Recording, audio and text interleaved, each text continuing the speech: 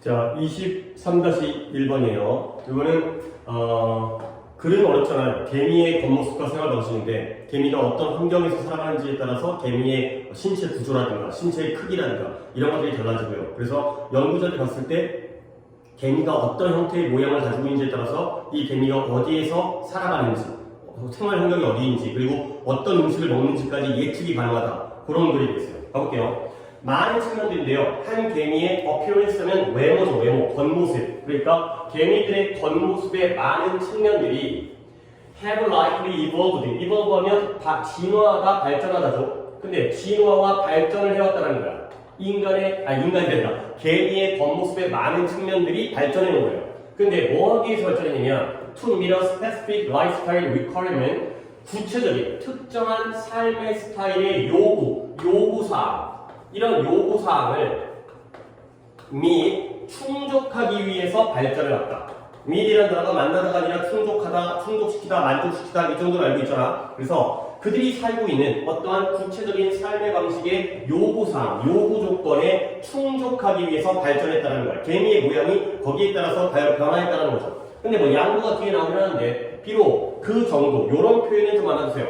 The extent to which라는 표현이 뭐뭐하는, extent가 정도잖아요. degree에 마찬가지로 degree라는 단어도 알고 있죠. 정도는 정도인데 뭐뭐하는 정도가 되겠어요.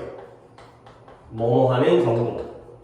근데 뭐하는 정도냐? 이것이 사실인 정도. 이때 이 this가 가리키는 건 개미의 외모의 다양한 많은 측면들이 주변의 삶의 방식의 요구사항을 충족하기 위해서 발전했다, 진화했다라는 그 문장이에요. 요것이 어느 정도까지, 이것이 사실인 정도, 그 정도가 has not been fully explored. 완전하게 탐구되어지진 않았어요. 근데 뭐에 대해서 이 개미의 신체적인 구조, structure, 개미의 신체 구조의 모든 측면들에 대해서 다 탐구되어진 건 아니지만, 그러니까 어느 정도까지는 탐구되어졌는데 모두가 다 탐구되어진 거 아니라는 거야. 그래도 첫 문장이 어렵기 때문에 한 번 더 볼게요. 양보자부터 볼까? The extent to which가 뭐뭐하는 정도라고 했지. 그리고 주어는 extent예요. 얘가 주어고요. 동사는 has가 되겠어요. 다시 한번 양보자를 보면 비록 이것이, 이 앞문장이네요. 이것이 사실인 정도, 어느 정도까지 사실인지가 이 개미의 신체 구조의 모든 측면들에 대해서 완전하게 제대로 탐구되어지진 않았지만 그래도 개미의 외모 중에서 전부는 아니어도 많은 측면들이 발전을 했는데 뭐 하기 위해서? 이러한 특정한 구체적인 삶의 방식의 요구사항을 충족시키기 위해서 발전해왔다. 이게 바로 주제문이 되겠어요.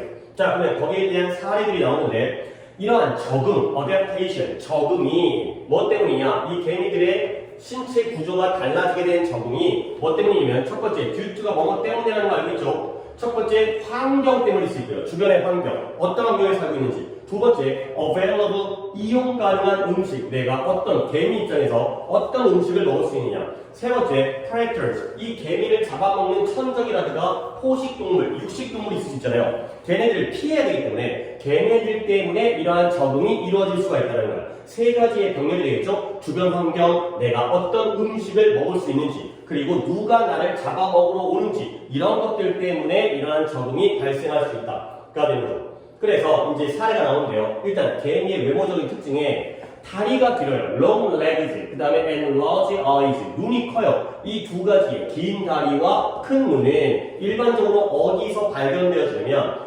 ground foraging ant가 되어 있어요. forage라는 단어는 알아주셔야 되겠어요. forage라는 단어는 많이 나오는 단어고요. 동사로서 먹이를 찾다예요. 먹이를 찾다. 그러니까 이 forage라는 단어의 느낌은 뭔가를 농사를 짓는다거나 내가 음식을 생산해내는 게 아니라 수렵이라든가 사냥이잖아요. 사냥. 수렵이라든가 체질 형태로서 먹이를 찾는 기초적인 원시적인 단계를 우리가 forage라고 해요. 그러니까 뭐 개미 같은 경우에 개미가 뭔가 농사를 짓는 거 아닐 테니까 ground foraging 하게 되면 땅에서 먹이를 찾는 개미들, 땅바닥을 기어다니면서 먹이를 찾는 개미들인데요. 그런 개미들은 어떤 필요성이 있냐면 주관대가 되겠고요. need to move quickly, 빠르게 움직일 필요가 있어요.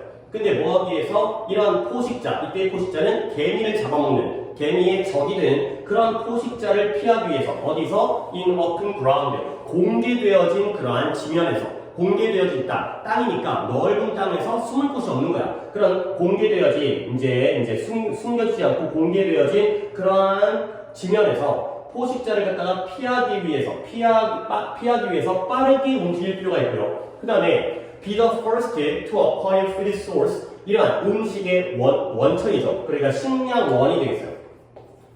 이러한 식량원을 뭔가 먹을 거죠. 식량원을 획득하기 위해서 첫 번째가 될 필요가 있는 그러한 이러한 그 땅바닥에서 먹이를 찾는 동물들이 되고요. 이때의 병렬은 솔직히 앞에 있는 동사가 여러 개가 나왔지만 need도 동사 원형이죠. and가 선행사인데 대시 주관되기 때문에 복수동사. 그 다음에 to 부정사의 move도 동사 원형이고요. avoid도 동사 원형이에요. 근데 병렬은 이 자리에 있는 avoid와 그 다음에 be의 병렬이 되겠어요.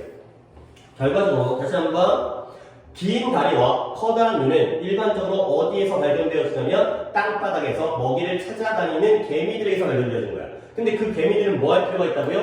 빠르게 움직일 필요가 있어요. 근데 그 빠르게 움직이는 목적이 뭐냐면 포식자를 공개되어진 개방된 지면에서 포식자를 피하기 위해서 빠르게 움직이는 거예요. 그 다음에 식량원을 발견했을 때 그 먹을 것을 내가 빠르게 획득하기 위해서 첫 번째 획득하는 최초의 첫 번째가 되기 위해서 빠르게 움직일 필요가 있는 그런 개미들에게서 긴 다리와 큰 눈이 발견되어진다.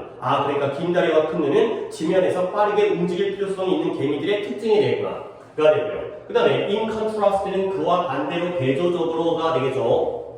그와 반대로 개미들은 개미들인데 어떤 개미들이냐면 여기도 또 주관대절이 나왔네요. that forage, 이 forage가 아까 나왔던 이 forage죠. 먹이를 찾아요. 그 다음에 nest가 둥지라는 명사가 아니라 둥지를 틀다, 집을 짓다의 동사예요. 근데 어디서 leaf litter래요. litter라는 건 땅바닥에 떨어져 있는 쓰레기를 나타내는데 leaf litter 하게 되면 나뭇잎이 쓰레기가 되기 때문에 낙엽이에요.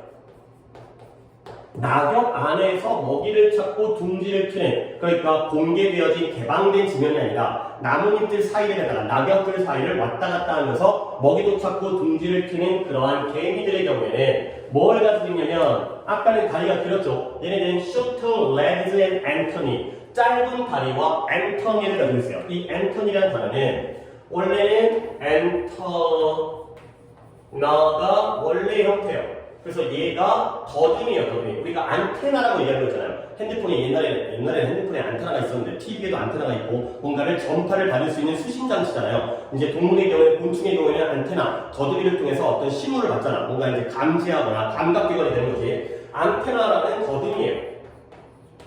근데 이 명사 중에서 이렇게 A로 끝나는 명사 중에서 antenna가 되면서 A 다음에 E를 붙여가지고 복수형을 만드는 명사가 있어요.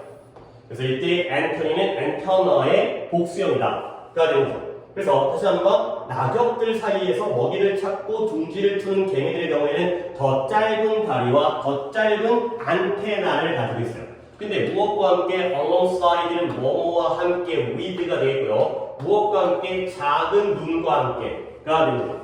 그러니까 지금 두 가지 나왔으니까 먼저 정리하면 개방되어진 지면에서 빨리 움직이는 개미들은 긴 다리와 큰 눈을 가지고 있고요. 그 다음에 낙엽 속에서 살아가는 개미들의 경우에는 짧은 다리와 짧은 더듬이와 작은 눈까지를 가지고 있다는 거죠. 자, 그랬을 때 이 작은 눈이 있다는 이 앞에 있는 그 낙엽 사이에 사는 이 개미들의 이 사실, 이것이 makes sense가 뭐야? 말이 되다, 이치에 맞다, 일리가 있다가 되는 거죠. 이게 합리적이라는 거야. 근데 어디서는 일리가 있냐면 in the dark environment of leaf litter, 이러한 낙엽 속에 있는 어두운 환경, 낙엽이니까 햇볕이 전달되지 않는 뭔가 이제 음침하고 숨어있는 공간일 거 아니야. 근데 그 환경에서 where, 환경에서 나왔죠? 뒷문장 완전하겠고요. moving through small spaces, 작은 공간을 통과해서 움직여요. 작은 공간이라는 건 낙엽들 사이가 되겠죠. 그렇게 움직이는 게 is easier, 더 쉬워요. 근데 어떻게 했을 때 with a compact body plan, compact라는 건 작은 또는 밀집된 빽빽한이라는 뜻도 있지만 여기서는 소형의 작은의 뜻이고요. 그리고 plan이라는 단어가 우리는 당연히 계획이라는 뜻으로 알고 있지만 우리가 우리의 신체를 이렇게 하겠다고 미리 계획을 세웠다는 거예요. 그래서 body plan하면 신체 구조가 되겠어요. 아까 나왔던 structure와 같은 의미의 단어가 되겠어요. 그래서 이렇게 작은 공간을 뚫고서 이 사이사이에서 움직이는 건 더 작은 신체 구조를 가지고 더 쉬운 그러한 환경 속에서는 이게 일리가 있다는 거야. 다리도 짧고 눈도 작고 더듬이도 짧아야 그래야지 이 환경에서 쉽게 움직이는 게 당연히 일리가 있고 타당하다고 됐어요. 자, 그러면 여기까지의 환경에 따른 개미의 신체 특징이 나왔지. 그래서 개방된 공간에서는 긴 다리, 큰 눈. 그 다음에 나뭇잎, 낙엽 사이처럼 좁은 공간. 작은 공간에서는 아까 뭐였더라? 짧은 다리와 짧은 안테나, 더듬이와 그 다음에 작은 눈. 그러면 based on 무엇을 기초로 하여 the unique combination of body size measurement 이런 독특한 조합이야. 그러니까 이 조합이라는 게 신체 구조가 한 가지가 아니잖아. 얘는 큰 긴 다리에 짧은 목이라든가 아니면 작은 눈에 긴 더듬이라든가 이런 식의 조합이 생길 거 아니에요. 이런 조합들의 무엇의 조합이냐면 신체의 크기의 그러한 수치, 치수, 메저먼트가 측정인데 우리가 신체 크기를 갖다가 치수를 재보는 거야. 측정해 보는 거야. 그랬을 때 아주 독특한 자기 개미, 자신만의 자기 종의 개미만의 그러한 독특한 조합을 기초로 해서 그걸 바탕으로 토대로 했을 때 이 개미는 얘와 얘가 조합되어져 있고 이 개미는 다리와 눈과 그 다음에 더듬이가 이렇게 조합되어져 있고 이러한 독특한 그 개미만의 독특한 조합, 신체의 크기의 치수에 대한 독특한 조합을 기초로 해서 과학자들이 뭐 할 수 있다? 예측할 수 있다는 거예요. 거꾸로 한번 해보는 거죠. 그러니까 여기 사니까 이러한 신체 구조를 가지고 있구나 해서 이 신체 구조를 가지고 있으니까 여기 살겠구나를 예측할 수 있다는 거예요. 그래서 뭘 예측하냐면 where an ant nests 개미가 어디에서 둥지를 틀고 먹이를 찾는지를 갖다가 예측할 수 있다는 거예요. 그리고 뭐까지 심지어 예측할 수 있냐면 what kind of food, 어떤 종류의 음식을 그 개미가 먹는지까지도 우리가 예측해 볼 수 있다. 주변 환경뿐만 아니라 얘가 어떤 먹이를 먹는지. 그래서 이제 먹이 얘기가 나오는데 프레데터라는 건 포식자였죠. 근데 아까의 포식자의 개념과 달라요. 이때의 포식자는 개미를 잡아먹는, 개미를 누가 잡아먹지? 개구리라든가 뱀? 새? 얘네들이 개미를 잡아먹지. 즉 개미의 적인 거고요. 이때의 프레데터는 개미 자체가 포식자일 때, 즉 얘는 육식동물이라는 뜻이에요. 개미가 육식일 때. 그래서 육식동물 개미들은 더 길고 납작한 맨더밀이라는 단어는 이독해서만 아시면 돼요. 아래 턱뼈가 되겠어요. 턱뼈 중에서 아래 턱뼈. 그러니까 우리의 여기가 되는 거죠. 여기. 그래서 이 아래 턱뼈가, 개미의 아래 턱뼈가 더 길고 더 납작한 아래 턱뼈를 가지고 있고요. 반면에 월이 대조가 되겠죠. 옴니보어라는 단어도 알아야죠. 얘는 잡식성이 되겠어요. 잡식성. 잠깐 딴 얘기를 하면 프레데터라는 단어가 육식동물이라는 뜻이죠. 포식자, 육식동물, 동물을 잡아먹는, 생명체를 잡아먹다. 식물이 아니라 동물을 잡아먹는. 그래서 이 육식동물이라는 단어가 carnivore라는 단어가 있어요. 얘가 뭐 육식동물이고요. 그러면 육식동물이 있으면 초식동물도 있겠죠. 초식동물은 herbivore가 초식이에요. 그리고 나서 여기에 나와 있는 이 omnivore가 얘가 잡식, 초식과 육식을 둘 다 먹는 두 가지를 짬뽕한 잡식 동물이 되겠어요. 그러니까 지금 이렇게 내용에서는 초식 동물은 나와 있지 않고요. 이 카니보의 내용을 프레데터라고 해석을 하는 거예요. 프레데터로 표현을 한 거예요. 그러니까 위에 있는 프레데터는 개미를 잡아먹는 적이 되는 거고 얘는 개미 자체가 육식 동물일 때 길고 납작한 아래 턱뼈를 가지고 있고요. 반면에 잡식성 동물은 뭐였더라? Those eating a diverse range of food, 다양한 종류, 다양한 범위의 음식을 먹는 애들이 잡식 동물이죠. 걔네들은 뭐였습니까? 더 짧고요. 상대적으로 더 짧고 곡선에 구부러진 아래 턱뼈를 가지고 있다.